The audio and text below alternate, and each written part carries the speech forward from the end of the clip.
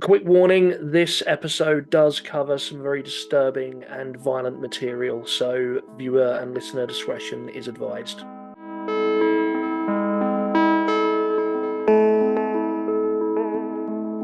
Hello and welcome to Wyrd Wessex. My name's Andy. And I'm Craig. What are we talking about today, Craig?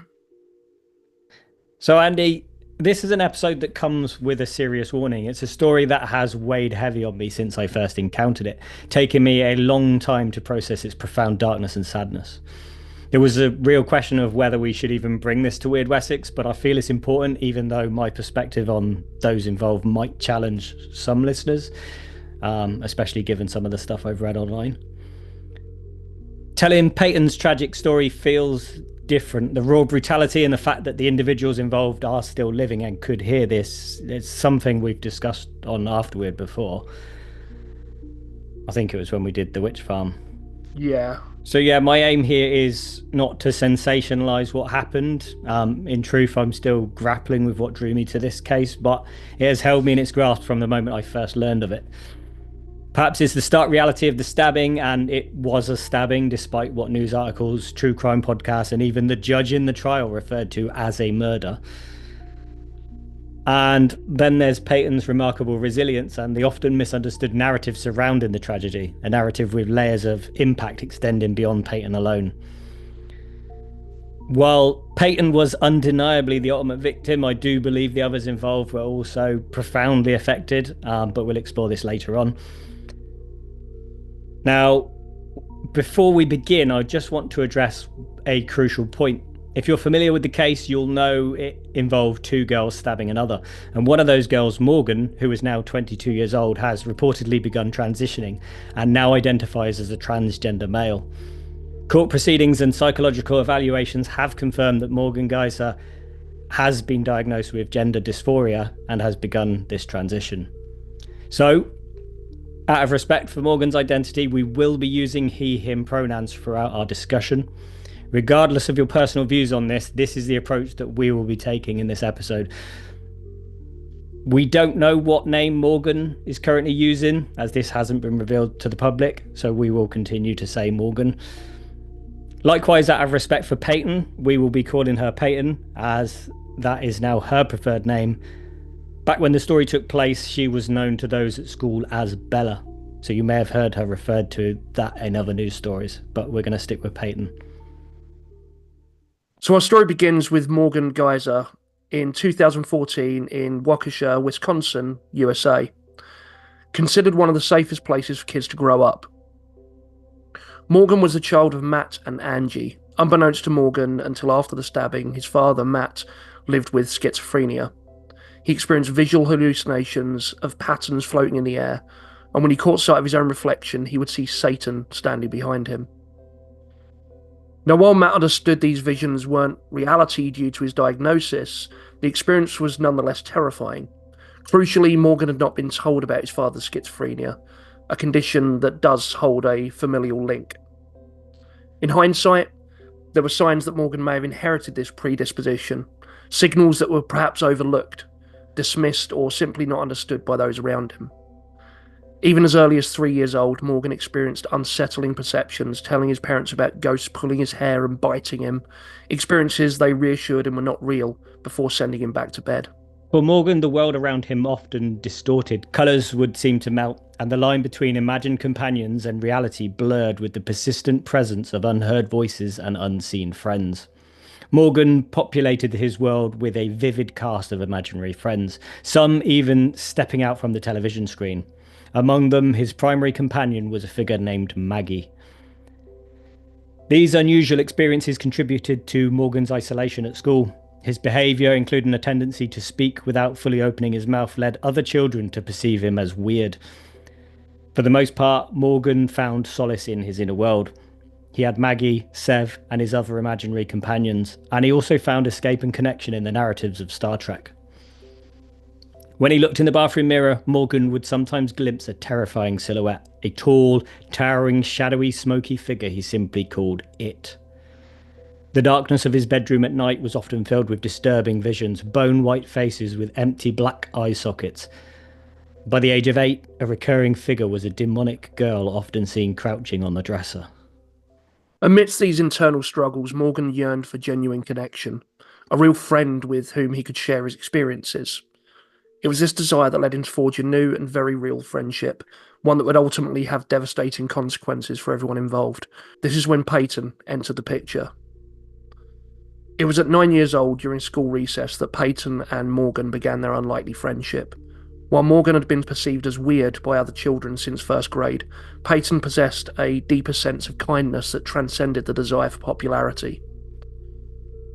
Their connection surprised many. Morgan gravitated towards black clothing adorned with skulls and devoured books about serial killers, a stark contrast to Peyton's affinity for rainbows and butterflies, who viewed the characters in Morgan's books as simply mean. Yet they found common ground in their love for cats. Peyton dedicated her time to volunteering at a local animal shelter, while Morgan harboured a peculiar wish to be a cat. When Peyton learned that Morgan heard voices, she empathetically pretended to hear them too. A gesture that solidified their bond for the next 3 years, making them inseparable. However, as they matured, their paths began to diverge. Morgan became increasingly isolated from their peers, while Peyton blossomed socially, actively seeking to be kind to everyone. Despite Peyton's mother's desire for her to find other friends, she remained a steadfast presence in Morgan's life. It was during this time that Morgan began to experience suicidal thoughts, something often associated with schizophrenia. Tragically, Morgan's parents at this stage either overlooked his escalating symptoms or were too preoccupied to recognise the gravity of his struggles. Into this evolving dynamic entered Anissa, a child navigating the complexities of divorced parents. One seemingly ordinary day, while immersed in the world of Minecraft, an online advertisement for creepypasta.com flickered onto her screen. This digital portal opened a gateway to a realm of fictional horrors and supernatural entities. Among the various beings Anissa encountered, one figure would cast a particularly long and devastating shadow over all 3 of their lives: the Slender Man. Commonly depicted as an unnaturally tall and thin figure with elongated tentacle-like arms, or appendages resembling tentacles extending from his back, the Slender Man was said to wield these limbs to intimidate and capture his prey. His visage was typically described as a blank white void, though some accounts claimed his face could shift and appear differently to each observer.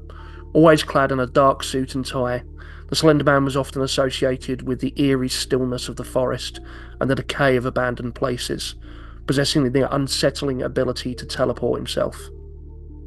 His very presence was rumoured to induce a phenomenon known as slender sickness, a rapid onset of paranoia, nightmares, delusions, often accompanied by the unsettling physical manifestation of nosebleeds.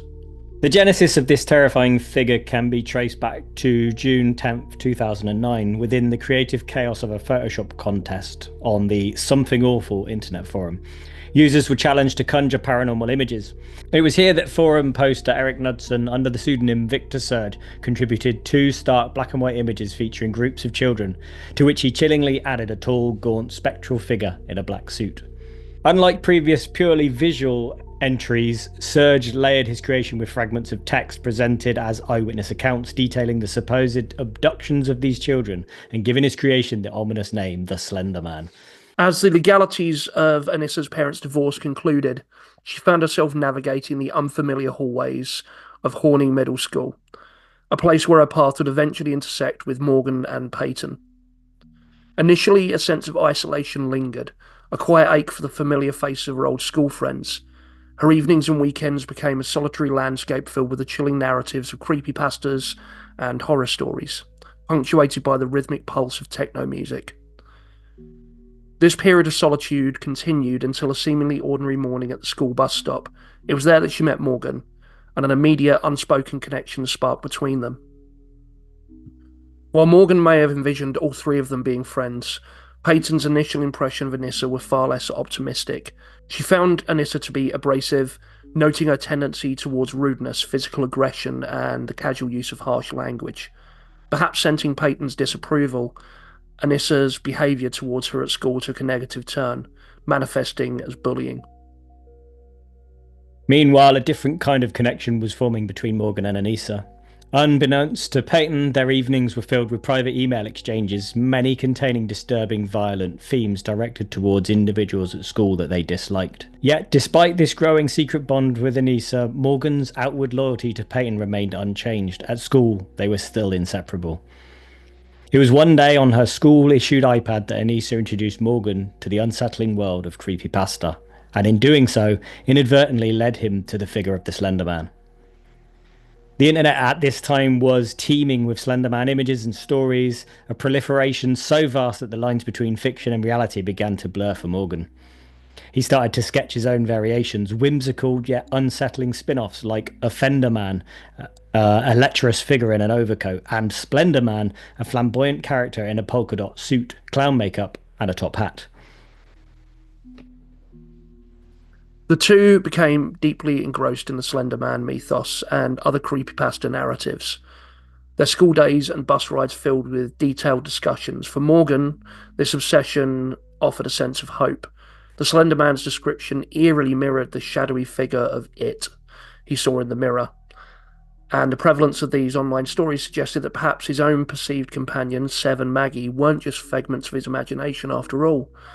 Maybe, he reasoned, he wasn't insane. As Morgan grappled with the possibility that his perceptions might be real, Anissa embraced a more active fantasy, the idea of becoming Slender Man's proxies, escaping their current lives with Morgan to reside in the fabled Slender Mansion. It ignited her imagination. Their bus journeys to and from school became shared vigils, their eyes scanning the passing landscapes for any sign of the elusive figure. Initially, it was only Morgan who could see him, but as time went on, Anissa began to see him too. It's crucial to pause here and remember the age of these children. What occupied your thoughts and fears at 12 years old? Personally, the Slender Man would have been a figure of pure terror for me at that age, and likely for many years beyond. Yet, here we have two children caught in the powerful currents of their imagination, and crucially, Morgan navigating the complexities of undiagnosed schizophrenia. To Anissa, the reason Morgan could perceive the Slender Man so vividly while others remained oblivious was self-evident. Morgan was already a proxy, and Anissa desperately wanted to join him. In her young mind, the logic was terrifyingly clear. They had to kill for the Slender Man before he turned his deadly attention to them and everyone they held dear. Meanwhile, Morgan's grip on reality was visibly weakening, his mental state deteriorating. In Anissa's distorted view, he would need her guidance to survive the Slender Man's demands. The only remaining question for Anissa was the horrifyingly simple one. Who needed to die? The sequence of events that follows remains shrouded in the conflicting recollections of Morgan and Anissa, each later pointing the finger at the other as the originator for the horrific plan. According to Morgan's account, it was Anissa who first articulated the terrifying necessity of killing. Furthermore, Anissa allegedly stipulated the victim had to be someone Morgan loved, otherwise the act would be meaningless. Outside of his own family, the only person Morgan loved was Peyton. By this time, the auditory hallucinations tormenting Morgan had intensified. The visual distortions of dinosaurs had become vividly real, and the consuming paranoia surrounding the Slender Man had reached an unbearable peak. Driven by this overwhelming fear, Morgan had even armed himself with a wooden mallet, bringing it to school. When it fell from his bag, a classmate alerted the teacher, resulting in a one-day suspension and a call to Morgan's father, Matt. While awaiting Matt's arrival, a perceptive secretary overheard Morgan talking to himself, a detail that was relayed to the assistant principal and subsequently to Matt.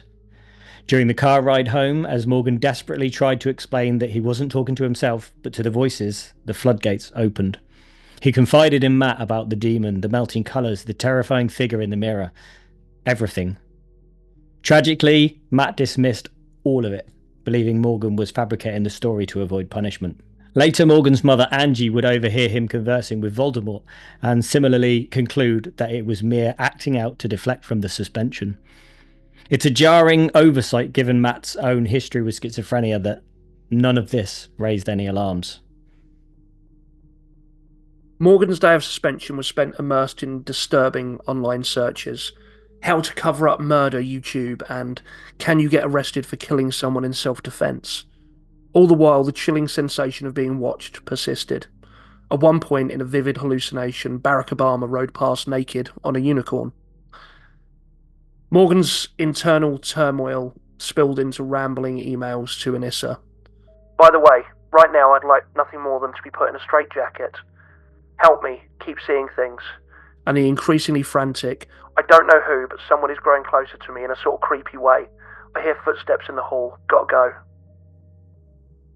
Disturbingly, Morgan's struggles manifested in increasingly bizarre ways at school. He was seen barking at other children, throwing bugs, talking to himself with manic laughter, or even, on one occasion, telling his teacher that the villain Voldemort from Harry Potter was chasing them, a clear indication of a distorted perception of reality. Even more alarmingly, another student reported Morgan picking a scab and using the blood to paint in his notebook. While any one of these incidents might be dismissed in isolation, together they formed a clear pattern of a child desperately needing help. Tragically, it seems these cries for attention were ignored or went unnoticed. It's unclear whether the school was unaware of Matt's schizophrenia, a hereditary condition that surely should have prompted closer monitoring of Morgan. Tragically, in later police interviews, Morgan's teachers dismissed his increasingly bizarre behaviour as mere attention-seeking, a deliberate attempt to be weird. While his classmates sensed something was deeply wrong, the adults in Morgan's life wrote off his cries for help as quirky adolescent antics. When Morgan's 12th birthday came around, Anissa and Morgan had decided that was the night they would do the deed, as they called it. The birthday party itself unfolded with a veneer of normalcy at Skateland. It was a small gathering, just Morgan, Peyton and Anissa. Morgan's isolation meant no large party or extra perks, but at least they could skate. Back home, Morgan opened her presents. Anissa gifted Morgan a Star Trek mug, while Peyton's presents were a stuffed banana, a Nerf gun, and some gummy bear print duct tape. The duct tape prompting a significant knowing glance from Anissa to Morgan.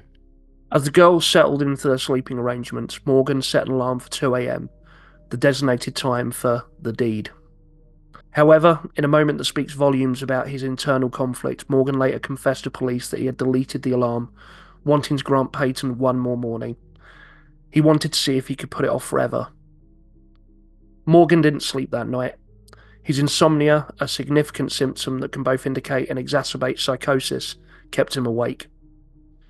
At 5:30 a.m, a significant deviation from their planned 2 a.m, Morgan woke Anissa. Despite her annoyance at the delay, they went downstairs to take an online quiz. When Peyton finally awoke to find herself alone, a wave of unease washed over her. Frustrated and feeling increasingly isolated, she almost left to go home right then. She wasn't having fun. Yeah, I mean, if only she had. Yeah. So Morgan asked his parents if they could go to the park. Before leaving, and driven by the distorted belief in needing supplies for their journey north to the fabled Slender Mansion, Morgan packed a winter coat, 7 M&M flavour kudos bars, a box of peanut butter cereal bars, and a 6-inch kitchen knife in his bag. He kissed his mum goodbye, saying, "I love you." Anissa, in her tragically naive understanding of violence and its aftermath, had formulated a plan to kill Peyton in the public toilets, believing the blood would simply wash away down the drain. They would then prop her up in a cubicle, hoping for a delay in discovery that would give them ample time to reach their imagined destination, the Slender Mansion, unhindered. Inside the cramped toilet stall, Morgan stared intently at Peyton, her hand nervously fiddling with her bag. Anissa, copying a line from another creepypasta, Jeff the Killer, instructed Peyton to shut your eyes, go to sleep. No, Peyton replied, completely bewildered. I'm not tired, I can't do that. Morgan began to pace the small confines of the stall, a low, repetitive melody escaping her lips, a somber tune Peyton would describe as depressing. In a moment of apparent hesitation, Morgan called Anissa over to where he stood across the bathroom, leaving Peyton sitting alone against the wall, utterly confused by their strange behaviour. I can't do this, whispered Morgan, his voice trembling. You have to do it. I'm too scared. Anissa offered a bit of brief, perhaps insincere hug. When Anissa still wouldn't agree to stab Peyton, Morgan's request shifted. Can you just try and knock her out? I can try, Anissa replied, a flicker of uncertainty in her voice. As the two walked back towards Peyton, a seed of suspicion began to sprout in Peyton's mind. She noticed odd expressions on their faces, a shared look that suggested they'd been planning a prank or whispered secrets without her. Anissa approached Peyton, balling her hand into a clumsy fist. The intended punch was more of a slow, awkward push against Peyton's forehead. Peyton remained conscious, although now genuinely angry. "Excuse you," she snapped, her confusion turning to irritation. "Sorry, I got bored. I needed something to do," Anissa mumbled. They left the bathroom and decided to walk to Big Bend Road, which is a dead end behind which was a wooded area. It was there, in that overgrown and isolated spot with no trails, they would finally commit the deed. Anissa suggested a game of hide and seek. Peyton, sensing the shift in atmosphere, was reluctant, but when Morgan promised they could do whatever Peyton wanted next, a fragile sense of normalcy returned, and she agreed. After a single short round, it was Morgan's turn to count. Anissa led Peyton into a small clearing deeper within the woods. Anissa then made a disturbing request. She asked Peyton to lie down in the dirt, a desperate attempt to make the stabbing easier. When she refused, Anissa pushed her down and briefly sat on her. But Peyton's scream pierced the quiet woods, and it was a sound that Anissa admitted she hated, and so she quickly let Peyton back up. Peyton, trying to regain some semblance of normalcy, began to pick wildflowers. Just then, Morgan arrived. For months, Morgan had been drawing himself with feline features, whiskers and cat ears, often holding a knife dripping with blood, accompanied by the unsettling phrase, "Don't worry, I'm just a little kitty cat." This is fucking hard. I know where this goes.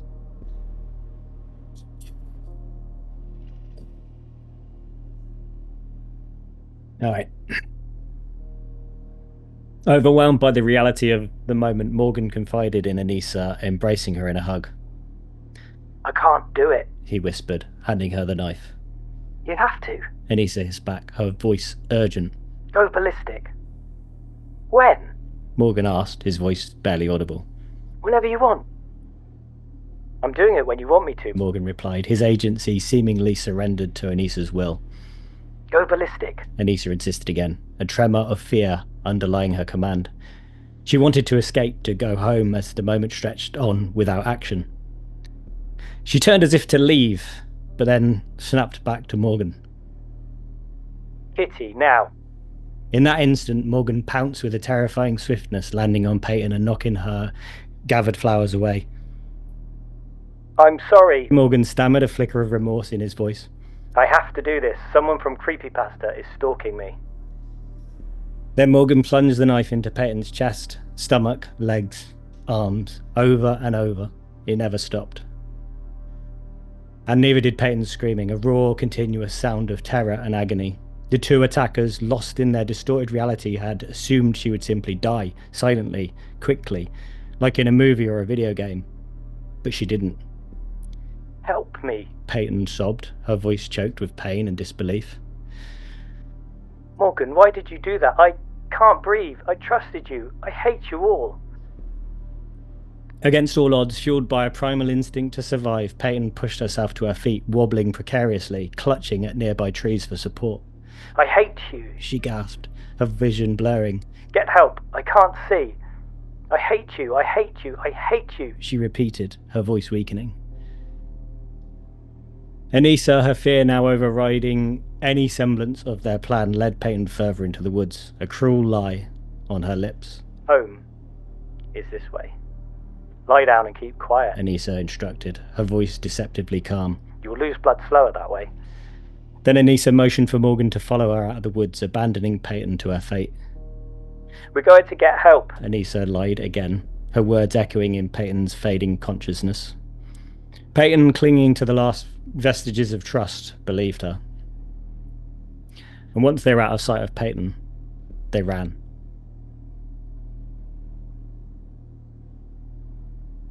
Fuck it out. Sorry. In what can only be described as a fortunate turn of events, a miracle, or perhaps simply fate, Greg Steinberg was cycling home at around 9:53 a.m. Remarkably, this wasn't his usual route. It was an area he generally avoided. Yet for reasons unknown on that day, he took the shortcut along Big Bend Road towards the highway. As he cycled, his eye caught a small figure lying in the grass. He stopped immediately, concern etched on his face as he asked if the little girl was okay. The child, Peyton, turned her pale face towards him and with laboured breath said, "I've been stabbed multiple times. Please help me." Somehow, despite her horrific injuries and difficulty breathing, she had managed to drag herself out of the dense woods. Greg immediately called 911 and Officer Dan Klein was dispatched to the scene. Initially, there may have been an assumption of a misunderstanding, a minor incident, but as he approached Peyton, the sheer volume of blood became sickeningly apparent. "Who did this to you?" Officer Klein asked, his voice urgent. "My best friend," Peyton whispered, the betrayal hanging heavy in the air. "Where does it hurt?" "Everywhere," she replied, a single word that spoke volumes about the unimaginable pain she was enduring. As Peyton was rushed to the emergency room with life-threatening injuries, the police were working quickly, taking photos and asking as many questions as possible. They needed answers fast, knowing this could very well become a murder investigation. Meanwhile, Officer Klein headed to Peyton's parents' house. "Is Peyton home?" "No." "Was she at a sleepover last night?" "Yeah." "Peyton has been stabbed." As Peyton's mum, Stacey, arrived at the hospital, Peyton was being prepped for surgery. The nurses were counting. 5 in one arm, 7 on her leg. 7 what? I count 19. Peyton had been stabbed 19 times. The surgeon later stated that one of the stab wounds missed a major artery by less than a millimetre. Another miracle. If that artery had been cut, she would have died within minutes, never making it out of the woods to be found by the cyclist. While the surgeon raced to save Peyton's life, Morgan and Anissa hid in a nearby ditch, the sound of police sirens, barking dogs, and helicopter blades overhead. Bloodied, they pressed on, their small figures hunched low, desperate to remain unseen by the cars that sped past. A chilling fear gripped them, the belief they might be shot as they journeyed north towards the mythical Slender Mansion. To create a semblance of normalcy in the face of unimaginable horror, they sang songs. Anissa wrestled with the urge to flee, to return to familiar safety of her home, but fear for Morgan's survival alone in the vast unknown of their imagined quest kept her tethered to his side. A nearby stream offered a chance to wash away the physical evidence of their crime. As they knelt by the water's edge, a flicker of movement in the periphery sent a jolt of fear through Anissa. A twig snapped in the stillness of the woods. Was this it? Had they unknowingly stumbled across the Slender Mansion, their journey miraculously cut short before they even reached their planned destination of the Nicollet National Forest? Pushing deeper into the trees, they braced themselves for an encounter with a 14-foot demonic figure. Instead, they found the mundane reality of a campsite where they stole some bug spray. Driven by the distorted logic of their belief, Morgan attempted to summon Slender Man. Using the knife that had moments before been plunged into Peyton, he carved a symbol into the rough bark of a tree, pressing his head against the wood. Anissa mirrored his actions as Morgan recited what Anissa would later describe as a weird poem. At first, nothing happened, but then a disquieting shift in Anissa's perception. Black shapes danced at the edge of her vision, something she later rationalised as simply her own hair. This moment perfectly encapsulates the terrifying blend of reality versus childlike fantasy. Anissa's desperate desire to share Morgan's perceived reality to be a part of his world.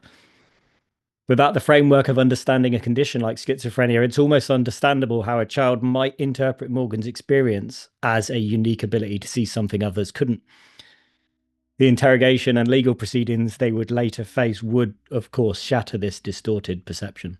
Their journey continued, with a stop at Walmart to replenish their water bottles. There they encountered the Fox River. They started to follow it, deciding its northward flow would lead them to the Slender Mansion. The welcome to Waukesha sign became a landmark of their disorientation.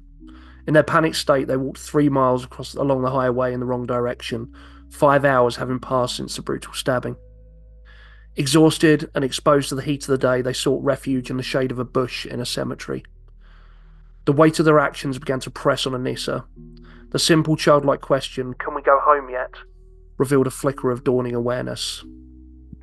Morgan's chillingly matter-of-fact response reminded her that they had just killed someone, and that the consequences for murder are being murdered yourself, underscored the terrifying gravity of their situation.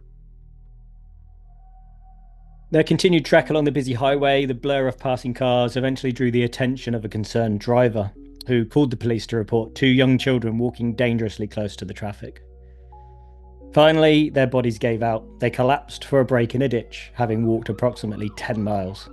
The distant wail of sirens grew louder, followed by the sharp sound of car doors slamming. Hands where I can see them. Police officers, guns drawn, approached the 2 small figures. Morgan and Anissa slowly rose from the ditch, their hands raised in surrender. As the handcuffs were secured around her wrists, Morgan uttered a chillingly simple statement. I was forced to kill my best friend. The dark, unmistakable stains on their clothing were immediately apparent. One officer, his voice laced with concern, asked Anissa if she had been injured and required medical attention. No, she replied, her voice small and trembling. I'm scared. At this point in time, the parents knew very little. They understood that one of the 3 had been hurt, but the full extent of the tragedy remained shrouded in uncertainty. They arrived at the station, a place that would soon become the epicenter of their worst nightmare, where Morgan and Anissa were being held for questioning in the stark confines of the basement. In Wisconsin at that time, it was legal to interrogate children without a parent or legal advocate present, not even a phone call, that is, if they didn't explicitly ask for an attorney. In one of the interview rooms sat Anissa. Detective Michelle Trissoni, the officer who had borne the unenviable task of informing Peyton's parents and trying to glean crucial information from Peyton herself before her life-saving surgery, was assigned to question her. One of the very first things Anissa told Detective Trissoni was how Morgan heard voices, yet this significant detail was never revisited during the combined 8 hours of interrogation conducted with both of them. Meanwhile, in the adjacent room, Detective Thomas Casey faced Morgan. Morgan sat with his jaw slack, his hands fluttered around him like a trapped bird beating its wings against a cage. His eyes darted nervously around the room as if following the frantic movements of this unseen creature. While a psychologist might have recognised these behaviours as potential symptoms of schizophrenia, Detective Casey interpreted them as mere defiance and a bad attitude. After a few routine questions, Morgan's address, the name of the current president, Detective Casey concluded that Morgan was mentally sound and proceeded to read him his Miranda rights. Down the hall, Anissa posed a question, not the one Detective Trissoni expected, not an inquiry about Peyton's condition, but rather, how far had she walked that day? Detective Trissoni, adhering to protocol, then read Anissa her Miranda rights. Later, Anissa asked another chilling question. Where was Peyton's body now? At the hospital, Detective Trissoni replied. I thought it was still out there, in the forest. She is alive, Anissa. How does that make you feel? A complex mix of emotions flickered across Anissa's young face. Kind of happy, kind of worried.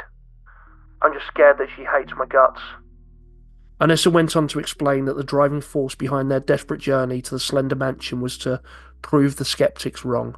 In a moment of chilling clarity, she would later admit that she now knew Slender Man did not exist, and that she'd never truly grasped the profound meaning of taking a life until that day in the woods. She stated with certainty that she could never do it again. In stark contrast, Morgan reportedly expressed no remorse. He confessed that he had anticipated feeling regret, especially as he still clung to the belief that their actions had been necessary. Yet, the reality was a chilling void of emotion.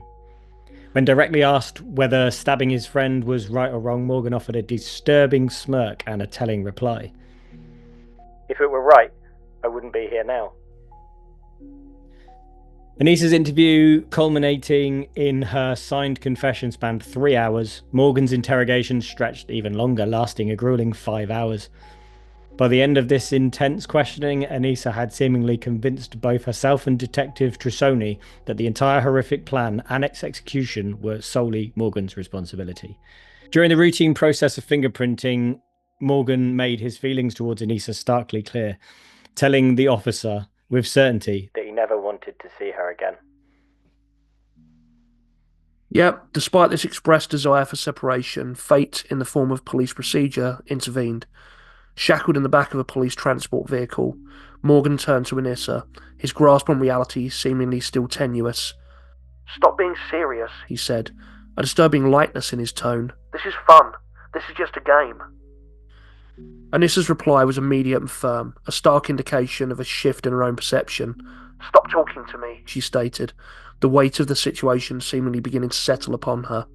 It would be 6 years before Anissa would talk directly to Morgan again. 45 minutes later, the transport vehicle delivered them to the Wisconsin County Jail. For the next 3 years, neither Morgan nor Anissa would see the unconfined expanse of the night sky. The gravity of their actions, the consequences that followed, had truly begun to take hold. The harsh reality of their situation crashed down upon Anissa almost immediately. Her new cellmates would soon be confronted with the chilling news coverage of the Slender Man stabbing. Anissa became the target of their verbal assault, screaming at her that she was a bitch and a monster until she had wanted to die. Morgan's introduction to prison life was starkly different. Based on the unsettling response and unusual behaviour he exhibited during the intake questionnaire, the authorities made the decision to place him in an isolated cell. This was ostensibly for his own protection. In the solitude of his cell, Morgan gravitated towards a familiar comfort, albeit one rooted in trauma. He was accustomed to sleeping on the floor beneath his loft bed, a practice he would later reveal in therapy as a means of avoiding the alleged sexual abuse he endured from his father. So instinctively, he dragged the thin prison mattress off its frame and onto the cold concrete floor. As the heavy steel door clanged shut and the lock clicked, an unexpected feeling washed over him. For the first time in a long time, Morgan felt a sense of potential peace, a strange and unsettling feeling of being free. In a cruel twist of legal circumstance, despite being only 12 years old, Morgan and Anissa were classified as adults and were to be tried as adults. Anissa facing 45 and Morgan facing 65 years in prison. This also meant they were ineligible for juvenile programming, the assignment of a social worker, access to immediate therapy, and any necessary medication. This occurred even as a very officer who processed their intake noted that Morgan was in dire need of psychological evaluation. They're also not shielded from the intense scrutiny of the impending media storm, their full names set to be plastered across the headlines. Over the following days, the guards observed Morgan in his isolation, often finding him rocking back and forth, a vacant giggle escaping his lips.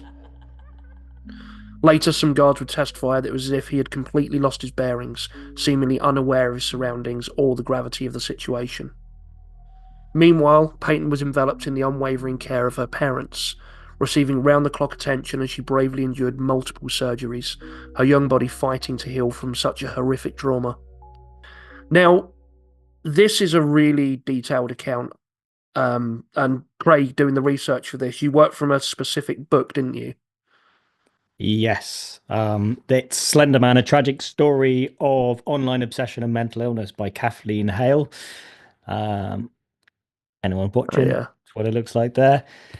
Yeah. So the second half of the book delves into the intricate details of the legal proceedings and the aftermath. But while we aim to provide a comprehensive overview, it's worth noting that if you're seeking a deeper understanding of the complexities of this case, you'd greatly benefit from reading the book in its entirety. Like, we've had to obviously focus down a little bit. I've missed so many details out of this. It's such a huge story. Not for the faint of heart, from what I can gather either. I mean, just reading this and sort of doing my own bit of research into it, as Craig wrote this one, but I've tried to read into it a little bit. But from what I've seen, the toll it's taken on you. Yeah, I mean, this has taken me since last year to write this. Yeah, I've cried reading the book. I've cried writing the script. I've cried reading the script back.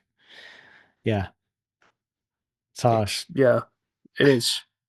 Yeah, I mean, so the book also meticulously recounts the media firestorm that engulfed the families. Sensational headlines screamed of Slender Man killings and Slender Man murders, often disregarding the crucial fact that Peyton had actually survived.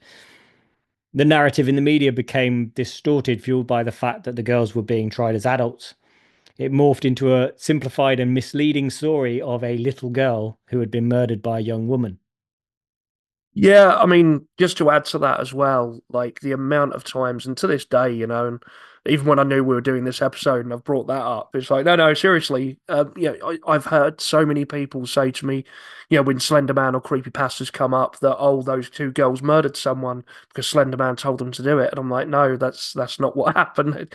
That wasn't a murder. And they're like blind insisting that it was, and I've had to like bring it up online and say, no, look, she survived. By rights, it should have been. Yeah, I mean. Yeah, it's remarkable what she was able to survive, It's and I mentioned earlier as well, even the judge in the case stumbled the words and said murder during the trial. I mean, that's how seriously you can almost forgive media for getting stuff wrong, but when it then leaks into the person that's literally in charge of the fate of two individuals. Exactly, who are, and I know we've tried hopefully to bring this across, but who were minors, Yeah, the focus of public outrage and media speculation also landed heavily on internet safety, leading to the school's decision to confiscate iPads. However, the discourse quickly devolved, into a literal witch hunt, with sensationalist claims of witchcraft, Satanism, cult killings dominating online discussions. There were petitions demanding the death penalty for Anissa and Morgan that were widely circulated. Morgan's mother, Angie, became the target of hate mail, with some even suggesting that she should face charges of involuntary manslaughter and child neglect. As the legal process unfolded, evaluations began to determine Morgan's competency to stand trial. Multiple experts reached the disturbing conclusion that he was not competent. A key factor in their assessment was Morgan's own reasoning. His primary concern in court was not to prove his innocence at all, but to protect his family from the threat of Slender Man. One of the experts, Dr. Kenneth Robbins, had previously interviewed cannibalistic serial killer Jeffrey Dahmer, who would later recall how ordinary Dahmer had seemed. When asked whether Morgan or Dahmer scared him more, he replied that the question was ludicrous. Morgan was not a murderer, and what had frightened him about Dahmer was what made him so different from Morgan. He was sane. In October 2014, while residing at the Winnebago Mental Health Institute, Morgan finally received a diagnosis: early onset childhood schizophrenia. This is a severe condition that necessitates timely medication to prevent irreversible cognitive decline and other detrimental effects. However, because Morgan had not yet been found not guilty by reason of insanity, the Institute refused to administer the urgently needed medication. His presence there was solely to attempt to restore his competency for court. This decision would later be heavily questioned by numerous experts who argued about the ethical implications of withholding such crucial treatment. Within the walls of the Winnebago Mental Health Institute, a subtle shift began to occur in Anissa. She started to forge tentative friendships, finding solace and connection in the shared environment. While she didn't explicitly renounce her belief in Slender Man, her engagement with reading the Bible introduced a new perspective. The once alluring figure began to take on a different connotation, morphing in her mind into something akin to a demon, a malevolent entity rather than a guiding force. In stark contrast, Morgan's mental state continued its downward spiral. He would erupt into uncontrolled tirades, often fixating on bizarre delusions involving unicorns. Despite this evident deterioration, the court eventually deemed him competent to stand trial, a decision that remains controversial in the light of his untreated condition.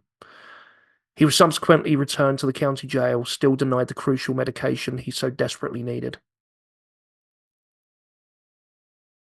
Recognizing the grave injustice of trying children as adults in such a complex case, the defense teams for both Morgan and Anissa made a determined effort to reverse waiver their trials.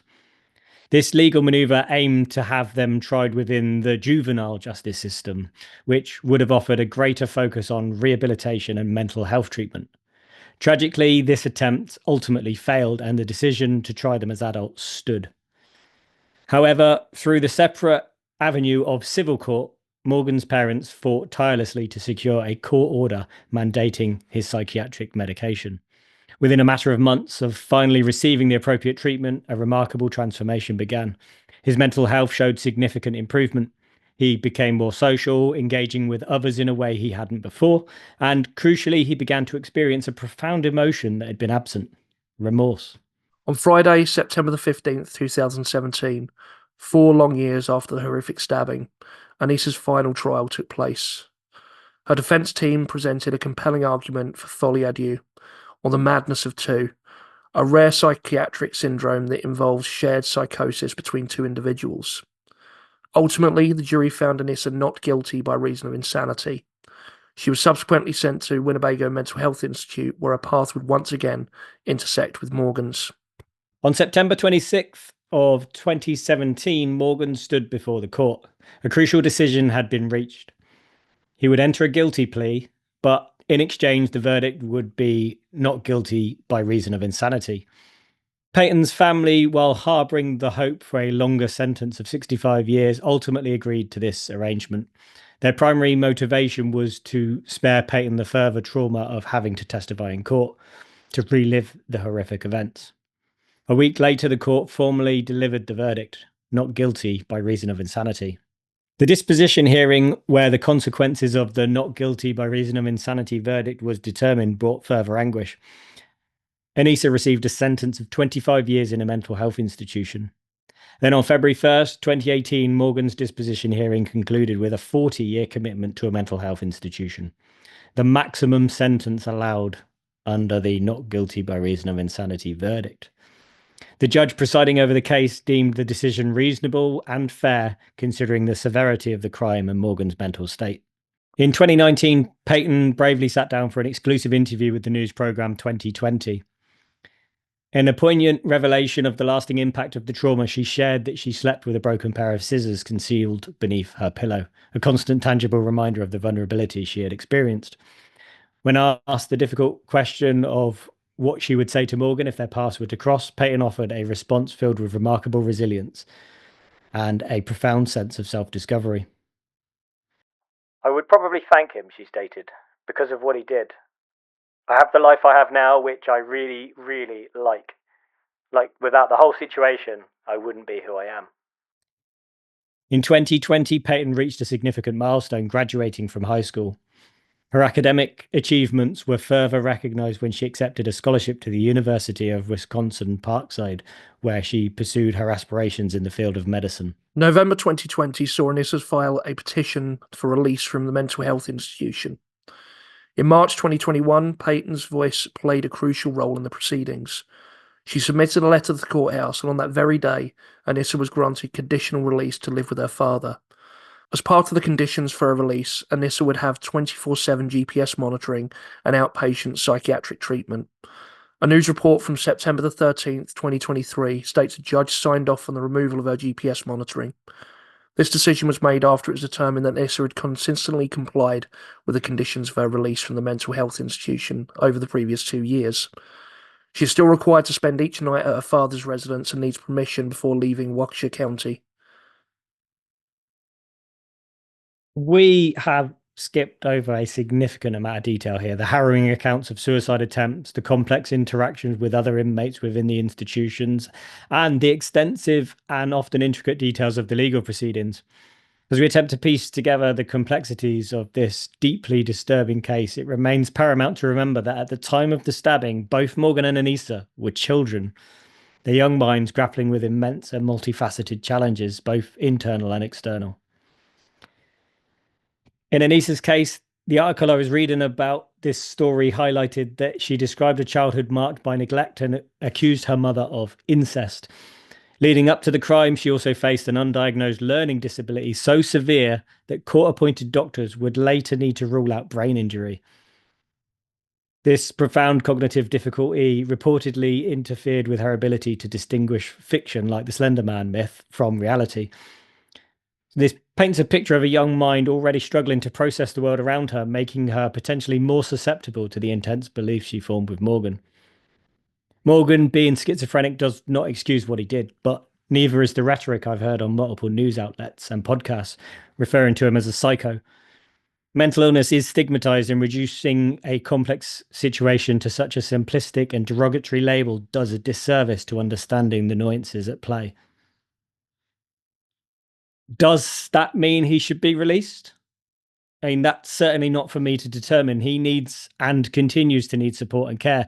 And whether that's best provided within an institution or in a carefully managed community setting is a decision for professionals, not for me to speculate on. So we did see earlier this year that Morgan was granted conditional release, despite his seeming relationship with a true crime fan who's been trying to sell sketches sent to him by Morgan as memorabilia, and the fact that Morgan still reads true crime has been held against him. The most recent hearing has made the decision that has put on hold Morgan's release due to significant concerns, particularly the proposed placement in a group home within just 8 miles of Peyton. This understandably raises serious questions about safety and the consideration given to the victim, who is currently living, going to college, and working in mental health care. Judge Bowen, who has ruled on every aspect of this case over the last decade, will retire before the next hearing in June. I do wonder what a new judge will make of the case. We'll keep you updated as we hear anything new. I've seen presenters and other commentary say that Morgan should be sent to prison if they no longer need to be in the institution receiving medical care. But this is not how the legal system works. They were found not guilty by reason of insanity, and they must remain in care until either the 40 years term is up or they're deemed no longer to be benefiting from being there. Now, I've noticed reporters and news outlets also continue to use she, her pronouns despite stating that Morgan identifies as male. I mean, they literally will say, Morgan now identifies as male. So she, hang on a minute, what the fuck are you doing? To be honest, like how America is at the moment, that doesn't surprise me too much, but that's been going on before the most recent election, that's... Yeah. It seems like, and again, you can loathe someone for what they're being, but, sort of that's not something to rip on them for. Yeah. You can hate someone for their crimes, but it just seems like a really petty, oh, look what I'm going to do, just to dig it in a little bit. It's... Yes. So, yeah, seems like a cheap shot, I guess. Anyway, I'm going to finish my script, Andy, because I've got more to say. I don't know if you've noticed, but I'm quite passionate about this one. I don't know, absolutely. Right. No, I think whatever your feelings towards Morgan and Anissa, we should seriously consider the potential failures of their parents, the school system, and the broader support structures that should have been in place. If these young individuals had been properly cared for, diagnosed, and treated earlier, it's conceivable that the horrific events of that day might never have occurred. It remains a stark reminder of how fortunate Peyton was to survive an attack intended to be fatal. Adding another layer of complexity to this case, recent court proceedings have brought to light disturbing allegations from Morgan himself. He reportedly acknowledged being sexually abused, stating the abuse began around the time his memories started forming, with one instance cited as occurring when he was just 11 years old. Furthermore, it was mentioned in court that Morgan attempted suicide while in custody, highlighting the profound psychological distress he's experienced. These revelations, alongside the fact that his father, Matt, who also suffered from a similar mental illness and who Morgan alleged was his abuser, has since passed away in April 2023, which paints an even more intricate, tragic picture. Yeah, I mean, it is a really heavy one. And that is something that has always, not just in this, and I mean, it's difficult because sometimes, like, you look at the case of like Jamie Bolger and things like that, sort of sometimes minors do some horrific things, and you really, really struggle to think of them as anything other than killers. But for the important things, as we pointed out, Peyton survived, and I think that is actually probably a fairly crucial thing. If Peyton had died, I think this would be a different narrative. Yeah, 100%, 100%. But also the fact that they are children, and you could argue, why is that a different thing? Because they intended to kill Peyton. Therefore, sort of it's just as bad, but it's not just as bad because they survived. And also, again, they were children. They were 12. Like we mentioned the failures in, sort of the system, in the parents, but the police as well, in how that all went about, how the interviews were conducted, how it was tried, the failures in the law, the fact they didn't have to have anyone present. There were 12. Yeah. And I think people do lose sight of that when, sort of, and I get it, that emotional response, I get it. It's a horrific thing to happen, and especially to a child. But the fact that while in custody, I mean, I don't know when Morgan did attempt suicide in custody. Was that while they were awaiting trial? Yeah. Yeah, I believe it was. Again, they're 12, you know? Well, they wouldn't have been 12 at that time because we're talking about what, 4 years before they're tried. I see. So they would have been older Yeah, at that point. yeah, I think Morgan's 22 now, I think. We probably yeah, mentioned it already, so I should know. Yeah, this is something that's taken place over a fairly substantial amount of time, which is why we've gone to a point where the judge is now changing. And I actually wonder if I think it's the state as the prosecution. yeah. I wonder whether that was a deliberate act. Like they must have known he was coming up for retirement. Are they looking for that delay so that a new judge enters and the whole thing has to go back to square one and it delays Morgan's release again? Potentially. I mean, that is a common occurrence with a lot of crimes, really. I was kind of pleased when I realized that it was the same judge that sentenced Morgan that had said Morgan can now Yeah, go free, because that's someone that knows this case way better than even I could from everything I've read, as I've been immersed in this for fucking months. yeah. And he obviously knows it better. So for then someone new to come in that doesn't know it so well concerns me. The I only mean, thing it's is, going to be an incredibly high profile one, so I'm assuming, sort of any judge worth their salt's going to be reading up on it a lot. I don't know. I think the hype when it all happened was big. I feel like now I'm having to dig a bit more to find news on this. It's not like the headline, is it? Yeah. But then Um, maybe in that area, though. yeah, yeah. I mean, I've literally watched court videos, right? So the Yeah. last trial where they said Morgan can't be released until they work out somewhere else for them to go was the biggest shit show you've ever seen. Neither the prosecution nor the defense seemed to have any confidence talking to the judge. And the judge is going, okay, so how far away do you want him to live? Right? Because we're saying 8 miles and they go, don't know. He's going, all right, what, 8.5, 9, 10? Come on, put a Yeah. number on it. And they go, I don't know. And he does the same then for the defense. And the defense was saying, we've only just been made aware. We didn't know where Peyton was living. So when we said Yeah. Morgan could be released to this place, because she has to live in that state as well. So there's still a very limited range of Yeah. places Yeah. you Yeah. can send him.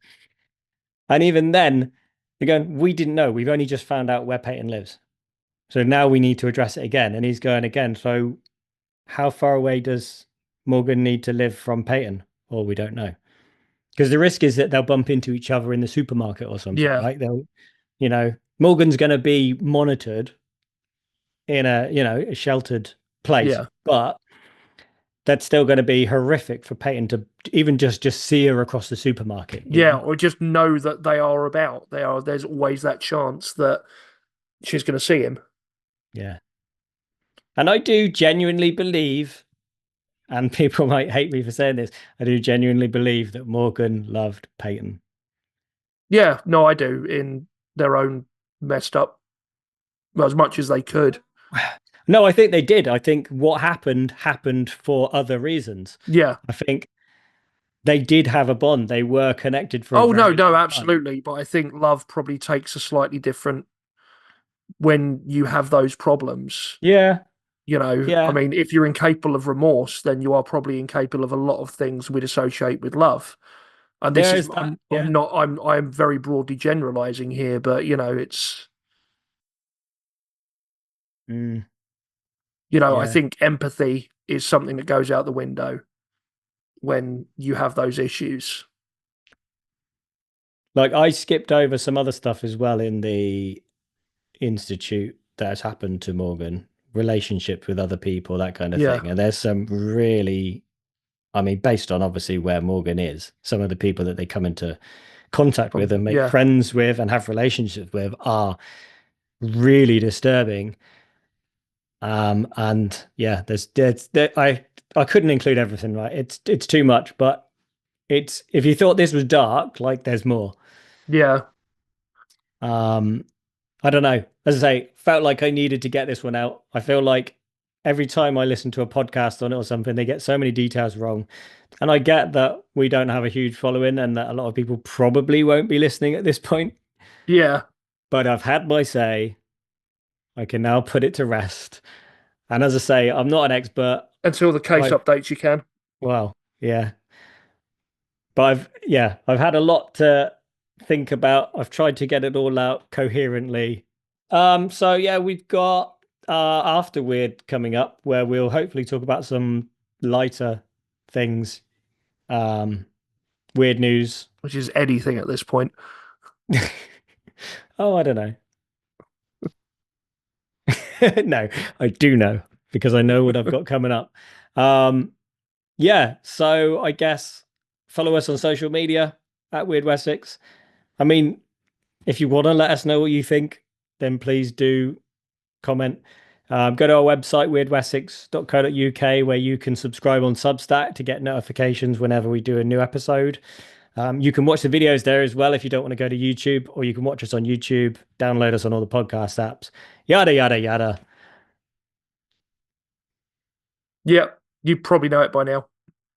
Yeah, you've all turned off. Yeah, well, if you haven't, and even if you have, the sentiment's there.